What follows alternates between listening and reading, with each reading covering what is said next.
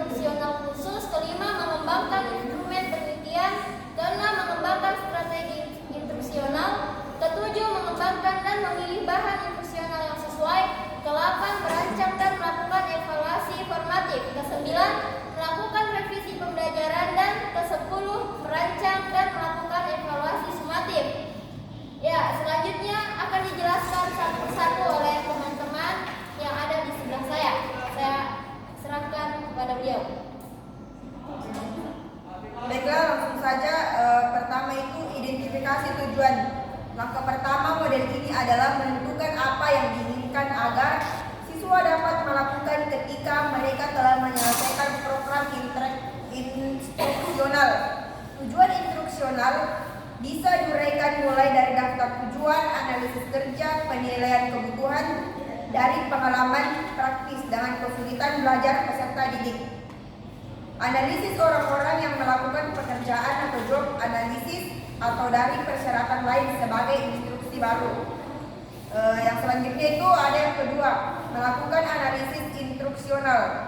Proses analisis instruksional bertujuan untuk menentukan keterampilan, pengetahuan, atau sikap atau berkarakter yang diketahui sebagai perilaku, masukan atau entry behavior yang dibutuhkan peserta didik untuk bisa memulai instruksional.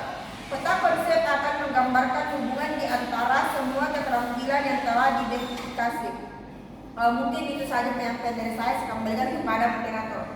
Selanjutnya dilanjutkan oleh pemateri nomor 3 dan 4.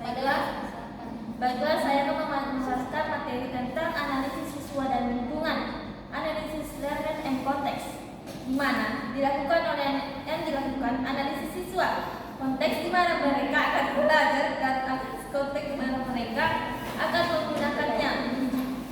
Jadi peserta didik itu keterampilan dan sikap yang sudah dimiliki dan digunakan untuk mendesain strategi instruksional. Keempat, merumuskan tujuan performasi performance objectives. Itu berasal dari keterampilan yang diidentifikasi dalam analisis instruksional.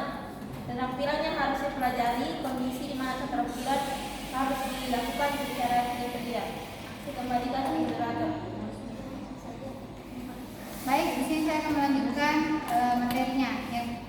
Kemudian nomor 5, pengembangan tes acuan patokan.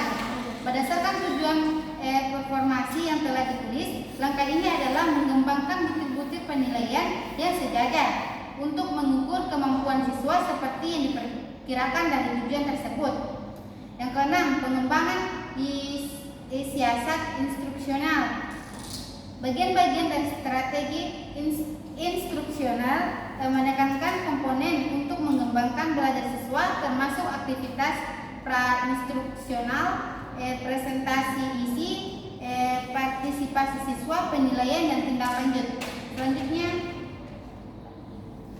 ya, untuk selanjutnya itu ada pengembangan atau memilih material instruksional.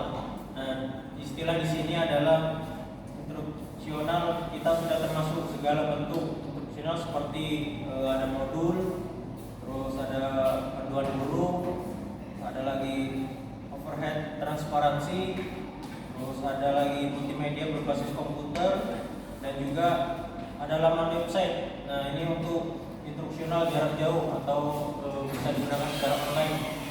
Untuk selanjutnya merancang dan melaksanakan penilaian formasi. Nah, di dalam penilaian ini ada 3 jenis. Nah, yang pertama ada penilaian 1-1. Nah, selanjutnya penilaian kelompok kecil, dan yang ketiga itu ada penilaian uji lapangan. Nah, setiap jenis penilaian ini atau penilaian ini itu diharapkan untuk memberikan informasi. Nah, informasinya yang berbeda-beda itu bagi perancang untuk dapat digunakan dalam meningkatkan instruksional. Teknik yang bisa dipakai itu dalam penerapannya itu sama atau penilaian formatif terhadap bahan di kelas. Itu saja yang bisa saya sampaikan. Selanjutnya saya berikan kesempatannya. Baik, selanjutnya yaitu revisi instruksional. Strategi instruksional selanjutnya dapat ditinjau ulang sehingga semua pertimbangan dan penilaian ini dilampirkan ke dalam revisi instruksional agar tercipta alat instruksional yang lebih baik dan efektif. Selanjutnya yang terakhir, merancang dan melaksanakan evaluasi sumatif. Hasil-hasil pada tahap yang sudah dijelaskan tadi dijadikan dasar untuk menulis perangkat yang dibutuhkan. Hasil perangkat selanjutnya divalidasi dan diuji cobakan atau diimplementasikan di kelas dengan evaluasi sumatif. Ini dari saya silakan ke materi selanjutnya. Ya, selanjutnya yaitu kekurangan dan kelebihan Dick dan Carey.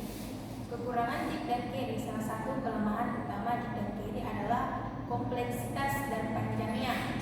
Ini menyebabkan banyak langkah dan tugas yang dapat memakan waktu dan membebani, terutama bagi desainer instruksional pemula atau belum berpengalaman.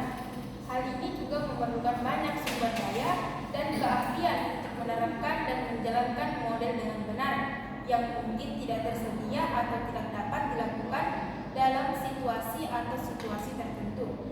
Kerugian lain dari Dick dan Carey adalah linearitas dan kekakuannya. Hal ini juga mengasumsikan bahwa setiap langkah telah selesai sebelum melanjutkan ke langkah berikutnya dan tidak ada perubahan atau revisi selama proses tersebut. Hal ini dapat menjadi masalah dan tidak efisien dalam beberapa kasus, terutama ketika Anda harus menghadapi kebutuhan belajar yang dinamis dan tidak dapat diprediksi.